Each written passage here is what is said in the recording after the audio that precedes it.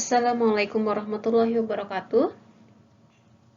Salam sejahtera bagi kita semua. Semoga kita selalu sehat, semangat, dan siap menerima ilmu-ilmu baru ya. Pelajaran baru kali ini kita melanjutkan materi perkuliahan pertemuan keempat, yaitu tentang relationship atau relasi. Apa itu relationship?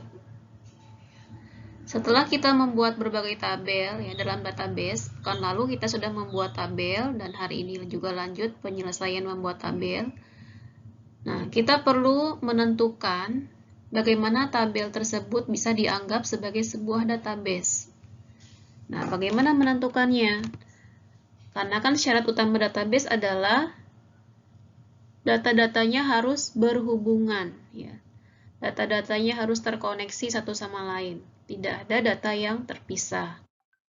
Artinya kita perlu membuat hubungan antar tabel atau relasi antar tabel. Dari tabel-tabel yang sudah kita buat pada Simtoko pekan lalu, kita akan membuat relasinya. Relasi antar tabel bekerja dengan mencocokkan data dalam field kunci, biasanya berupa field yang memiliki nama yang sama pada kedua tabel yang memiliki relasi. Pada umumnya, field yang bersesuaian ini adalah primary key pada tabel yang satu yang memberikan identitas unik bagi tiap record dalam tabel tersebut dan foreign key pada tabel yang lainnya.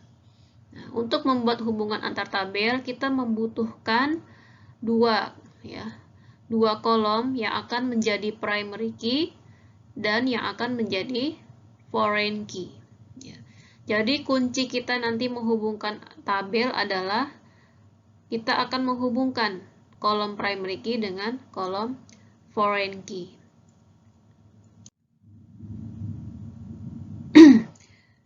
Ya, ini pengertian lainnya. Relasi pada tabel merupakan relasi atau hubungan antar tabel yang satu dengan yang lain pada database. Ya, jadi titik tekannya adalah hubungan antar tabel. Kemudian pada sebuah database, relasi dihubungkan dengan dua tabel yang dihubungkan melalui kolom primary key. Ya, kolom primary key itu terdapat pada tabel pertama atau bisa kita sebut nanti dengan tabel primer, dengan foreign key pada tabel kedua. Kita sebut dengan tabel sekunder.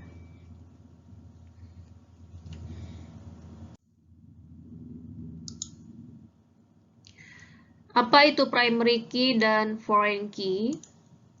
Primary key adalah suatu nilai dalam database yang digunakan untuk mengidentifikasi suatu baris dalam tabel. Ya, kita sudah membahas ya. Jadi setiap tabel yang itu merupakan data sumber ya. Seperti yang kita buat itu misalkan kalau di Simtoko tabel barang. Tabel barang itu adalah isiannya berupa data barang. Data barang yang dijual pada toko tersebut. Nah, tentunya barang-barang tersebut harus kita identifikasi.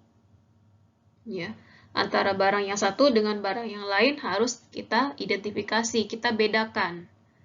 Ya, sama seperti kalau misalkan ada mahasiswa, data mahasiswa tentu kita bedakan antara mahasiswa satu dengan mahasiswa lain melalui tandanya itu melalui tanda pengenalnya NIM ya, nomor induk mahasiswa. Nah, untuk tabel barang contohnya, kita gunakan identifikasinya itu kode barang. Ya, artinya kode barang pasti berbeda antara barang yang satu dengan barang yang lain. Nah, maka kita tentukan kode barang adalah primary key dari tabel barang. Dan nilainya sudah pasti unik. Ya. Tidak ada yang sama ya antara barang yang satu dengan barang yang lain. Nah, itu contohnya. Kemudian foreign key itu apa? Foreign key adalah field pada satu tabel yang berfungsi sebagai kunci tamu dari tabel lain. Nah, ketika kita melakukan penjualan, ya, nanti bisa dilihat pada tabel faktur penjualan. ketika kita melakukan penjualan, tentunya ada data barang-barang yang terjual. Barang-barang yang terjual itu kan juga bisa berbeda-beda dan juga bisa sama. Misalkan dijual ke pelanggan A. Barangnya, kode barangnya misalkan 001. Kemudian dijual juga ke pelanggan B. Ternyata barangnya juga sama, 001. Ya, berarti kan kode barangnya bisa jadi berulang. Karena penjualan barang kan walaupun kita jual ke orang yang berbeda dengan nomor faktur yang berbeda, tapi barangnya bisa jadi sama. Nah, kode barang yang terdapat pada tabel lain itu disebut dengan foreign key. Ya, jadi kode barang yang terdapat pada tabel lain selain tabel barang kita sebut dengan foreign key. Ya, tadi kalau misalkan kode barangnya terdapat pada tabel barang, kita sebut dengan primary key. Nah, kode barang pada tabel selain barang kita sebut dengan foreign key dan boleh berulang. Ya, boleh berulang. Kalau di primary kan tidak boleh, ya, tidak boleh berulang, harus unik. Sementara pada tabel lain yang memiliki kolom kode barang juga, nah itu disebut dengan foreign key. Untuk primary key itu harus unik. Ya, primary key harus unik. Kemudian tabel hanya boleh memiliki satu primary key. Ya. Tabel hanya boleh memiliki satu primary key, jadi tidak boleh lebih dari 2. Tetapi tabel boleh memiliki lebih dari satu foreign key. Misalkan pada satu tabel ada kolom kode barang, ada lagi kolom nomor jual. Yang dimana kolom kode barang sama kolom nomor jual itu merupakan primary key pada tabel lain. Itu boleh, diperbolehkan. Jadi dalam satu tabel bisa saja terdapat lebih dari satu foreign key. Ya, masing-masing foreign key itu merujuk kepada primary key pada tabel-tabel yang lain. Foreign key digunakan untuk membuat relasi antar tabel. Jadi, kita akan menggunakan foreign key pada tabel sekunder, yang tadi ya, tabel yang akan kita hubungkan dengan tabel primer yang memiliki primary key. Nah, contohnya seperti ini. Di sini ada tabel students, kolom-kolomnya ada students ID, last name dengan first name. Kemudian primary key-nya adalah student ID. Ya, jadi student ID pasti berbeda antara student yang satu dengan student yang lain dan menjadi tanda pengenal student. Maka di set student ID-nya adalah primary key. Kemudian ada lagi tabel enrollments ya, atau pendaftaran. Ya, tabel pendaftaran itu memiliki kolom-kolom student enrollment ID, student ID, dan class ID. Nah, di sini ada kolom student ID ya, yang sama dengan kolom student ID pada tabel students. Nah, berarti student ID pada tabel enrollments merupakan foreign key. Ya, merupakan foreign key. Nanti antara students dengan enrollments kita bisa hubungkan. Apa yang dihubungkan? Students ID-nya yang dihubungkan. Ya, karena yang sama itu adalah kolom students ID-nya. Ya, kita tarik hubungan antara students ID pada students dengan students ID pada enrollments. Dengan kata lain, kita hubungkan antara primary key pada tabel primer dengan foreign key pada tabel sekunder. Kolomnya adalah students ID.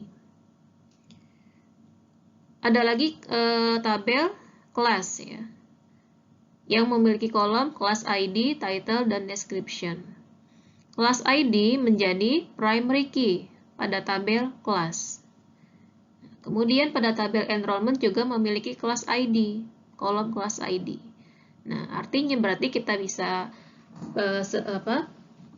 bisa katakan bahwa kelas ID adalah foreign key. Kelas ID adalah foreign key. Kemudian antara dua tabel ini nanti kita bentuk relasi. Kita hubungkan ya. Kita bentuk relasi antara tabel kelas dengan tabel enrollment. Menghubungkan antara primary key kelas ID dengan foreign key kelas ID. Itu dihubungkan. Jadi, students ID terhubung dengan enrollments dan class juga terhubung dengan enrollments. Ya. Menghubungkannya dengan menarik garis antara primary key dengan foreign key. Ya, seperti itu. Masuk ke jenis-jenis relasi antar tabel. Yang pertama itu adalah one-to-one relationship. Ya, mungkin ini juga ada sempat dipelajari ya, matematika SMA, ada jenis-jenis relasi. Yang pertama one-to-one atau satu ke satu. Relasi one-to-one adalah relasi yang mana setiap baris data pada tabel pertama hanya berhubungan dengan satu baris pada tabel kedua. Agar tidak bingung, lihat visualisasi garis relasi one-to-one di bawah ini. Jadi hubungannya itu satu baris data yang tabel pertama dihubungkan ke satu baris data pada tabel kedua. Contohnya hubungan antara tabel dosen dengan tabel jurusan. Ya. Satu orang dosen hanya mengetuai satu jurusan, mengetuai satu jurusan. Ya. Jadi pasti seorang dosen itu hanya mengetuai menjadi ketua satu jurusan. Tidak mungkin ada dosen yang menjadi ketua satu jurusan atau lebih. Ya. Jadi dosen itu kalau ditunjuk menjadi ketua jurusan pasti hanya satu jurusan kan yang dia ketuai. Begitu juga dengan jurusan pasti hanya diketuai oleh satu orang dosen. Ya, tidak ada jurusan yang diketuai oleh dua orang dosen. Jadi relasinya satu ke satu. Ya, jadi tidak mungkin ada dua cabang ya atau lebih. Ya, contohnya seperti itu, dosen mengetuai jurusan. Atau misalkan contoh yang lain, misalkan hubungan suami dengan istri, tabel suami dengan istri. Satu orang suami hanya memiliki satu orang istri. Ya, jika prinsip monogami, satu orang suami memiliki satu orang istri dan satu orang istri pasti hanya memiliki satu orang suami. Nah, itu juga bisa kita contohkan sebagai relasi one-to-one. Kemudian relasi one-to-many atau relasi satu ke banyak. Relasi one-to-many adalah relasi yang mana setiap satu baris data pada tabel pertama berhubungan dengan lebih dari satu baris pada tabel kedua. Tapi tidak berlaku sebaliknya ya. Jadi satu baris data pada tabel pertama itu dihubungkan bisa satu atau lebih. Ya, bisa juga satu. Bisa satu atau lebih data pada tabel baris kedua. Contohnya dosen, wali, atau mungkin kalau di kampus tuh pembimbing akademik. Ya. Satu orang pembimbing akademik itu bisa menjadi pembimbing akademik banyak mahasiswa. Ya. Bisa menjadi pembimbing akademik banyak mahasiswa. Ya. Atau satu dosen pembimbing akademik bisa menjadi pembimbing akademik dari satu atau lebih mahasiswa. Bisa juga satu ya. Menjadi pembimbing akademik dari satu atau lebih mahasiswa. Jadi hubungannya itu antar dosen ke mahasiswa. tidak berarti sebaliknya. Ya, satu mahasiswa hanya dibimbing oleh satu orang dosen, ya, yang menjadi PA-nya. Ya, jadi kalau kita lihat garisnya dari dosen ke mahasiswa itu bisa bercabang. Bisa 1, bisa 2, bisa 3, dan seterusnya.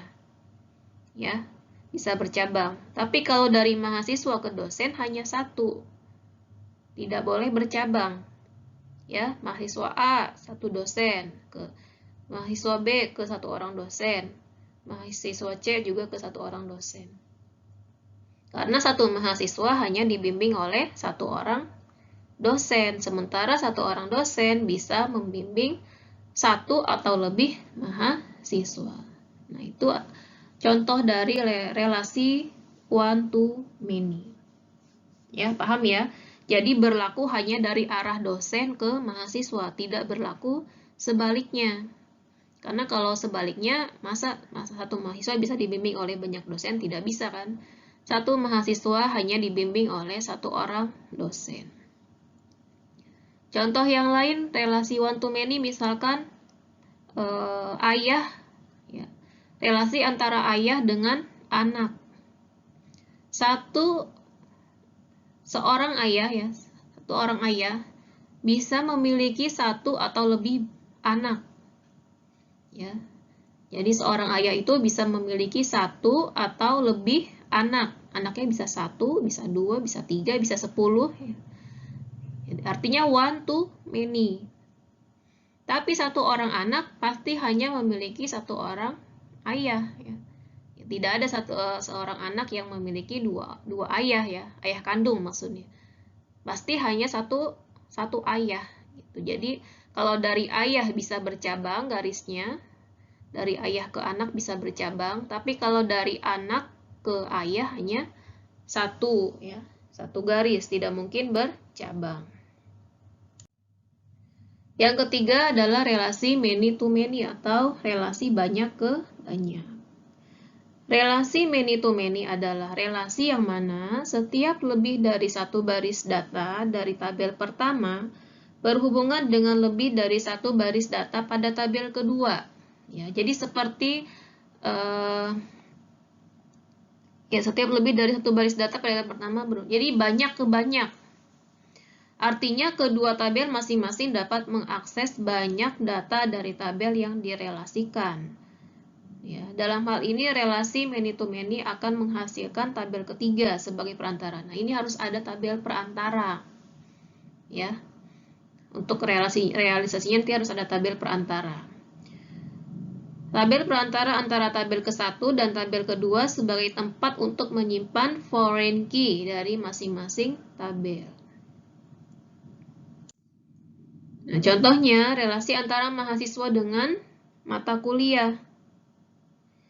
Ya, satu orang mahasiswa bisa mengambil banyak mata kuliah.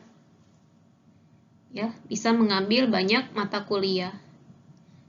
Dan setiap mata kuliah bisa diambil oleh banyak mahasiswa.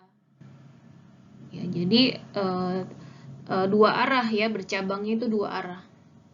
Kalau yang relasi one to one kan bercabangnya hanya satu arah. Nah, kalau ini bercabangnya dua arah. Setiap mahasiswa bisa mengambil banyak mata kuliah, dan setiap mata kuliah juga bisa diambil oleh banyak mahasiswa. Nah, ketika dirancang pada tabel, nah ini tidak bisa hanya dua tabel seperti ini.